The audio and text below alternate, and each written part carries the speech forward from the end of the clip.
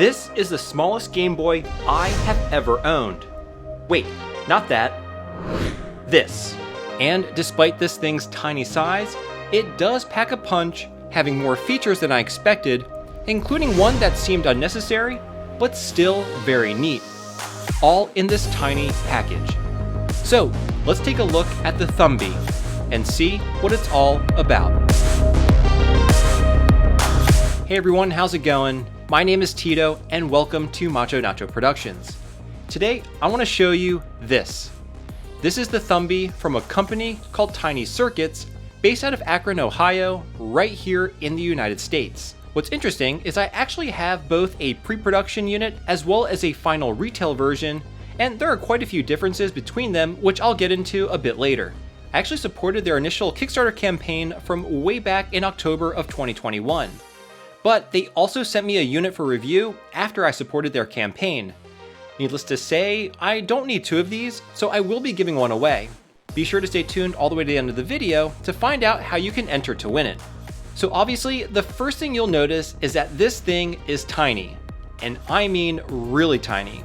But despite its size, it packs quite a few features, some of which I would have never guessed a device like this would include. But before we get into all that, let's first get into the nitty-gritty and check out the THUMBY'S specs. First, this thing is running a Raspberry Pi RP2040 processor, which when compared to the original Game Boy, it's an absolute beast. Internally, it has 2 megabytes total for storing the OS and games. Out of the box, it comes with 5 games preloaded.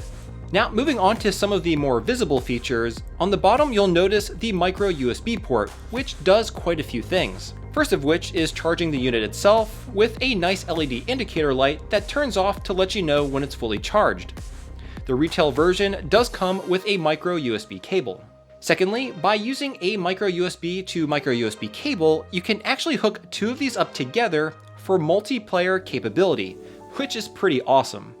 This is something I would have never expected a sort of novelty item like this to have, as it's kind of an advanced feature. TinyCircuits actually sells a cable specifically for this purpose, appropriately called the Thumby link cable. I wonder where they got their inspiration from. Anyway, the last thing the micro USB port is used for is programming the device itself. Now, I'm not smart enough to do that, but if you're familiar with MicroPython, you can actually make your own applications and games for the Thumby. Now that's pretty cool. TinyCircuits actually made their own web-based programming software called the Thumby Editor IDE. If you go to their website, they have a tutorial on how to use the software that you can follow along to make a simple application of your own. Now, one of the more attractive things about the Thumby is its really tiny OLED display. That's right, this has a OLED display just like the new OLED Nintendo Switch. Well, not exactly. It's actually just a simple monochromatic OLED display, which is totally fine for this application. It sports a simple black and white palette with a resolution of 72 by 40 pixels. I have to say, even though it's small, the images it produces are very sharp and extremely legible. The refresh rate also appears to be high, as animations look very fluid. And for being monochromatic, the screen is extremely vivid and clear. I think it's a great little display. To power the Thumby, it has a 40 mAh battery, which is good for approximately 2 hours of gameplay, which honestly is more than enough. Now, even more remarkable is the fact that the Thumby has 6 working buttons on it. The 4 D-pad inputs for up, down, left, right, and the 2 action buttons. I have to say that it is pretty difficult to use these, but again, you aren't realistically going to be using this for hours on end.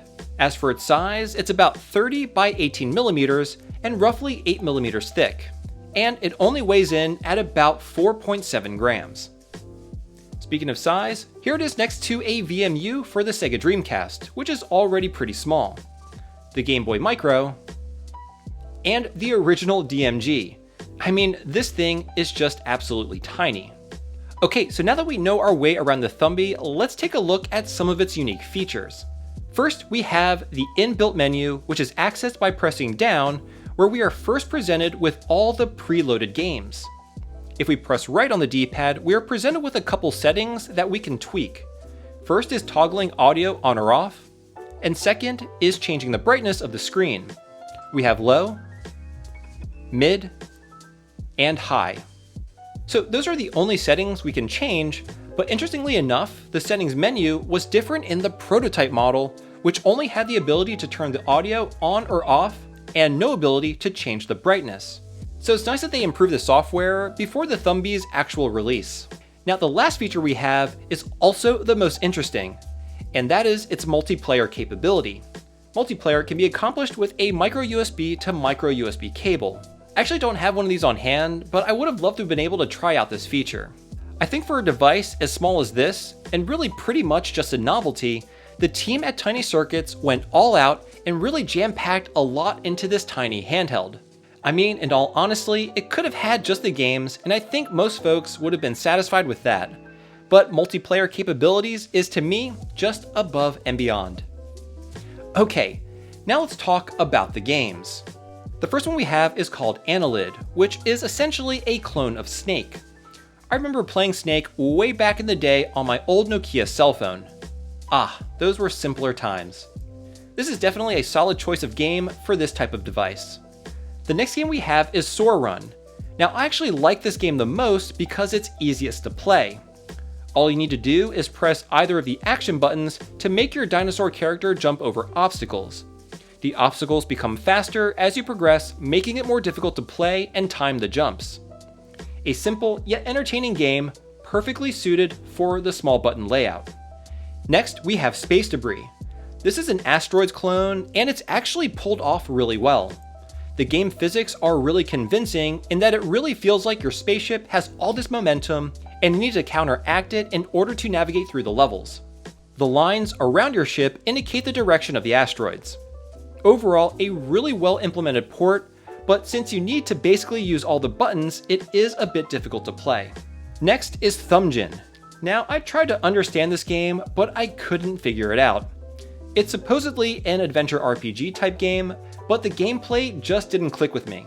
I even tried searching online for like a manual or something to tell me how the game is played, but I couldn't find anything. So this game for me was definitely a pass.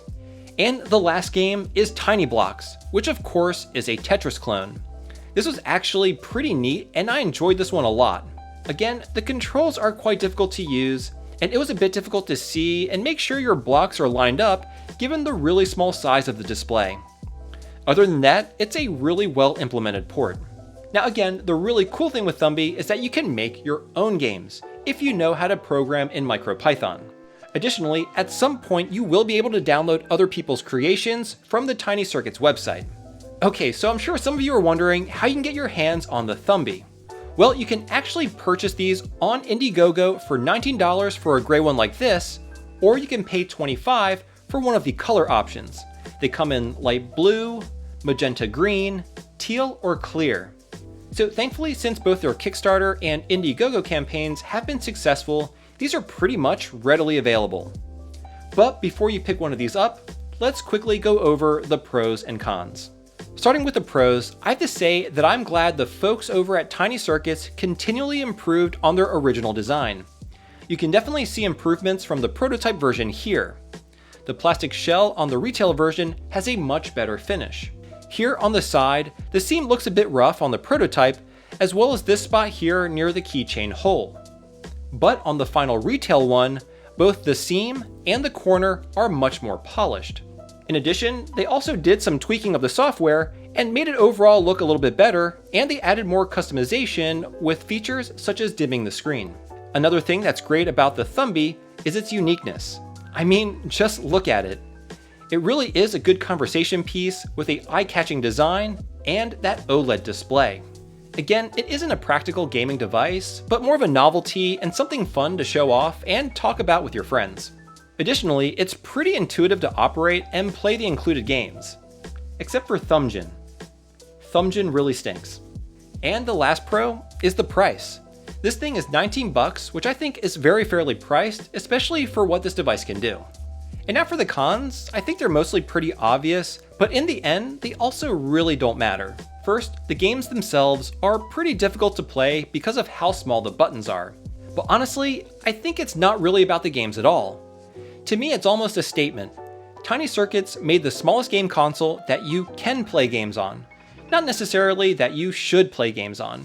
At the end of the day, it's really just an engineering marvel. Now, the only other con that I could think of really isn't much of an issue either, but I actually really liked the Game Boy cart case that the prototype came in better than the actual retail box.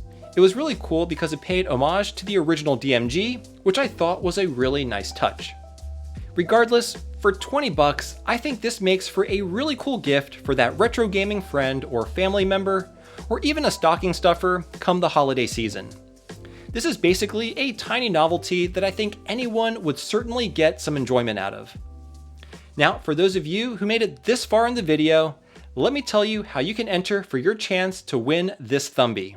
All you need to do is like this video, leave a comment below with a game you'd like to see developed for the Thumby, and share this video if you can with a friend or someone who may find this video interesting or helpful. Anyway, thank you all so much for watching, and I look forward to seeing you in the next one. Until then, see you all next Thursday.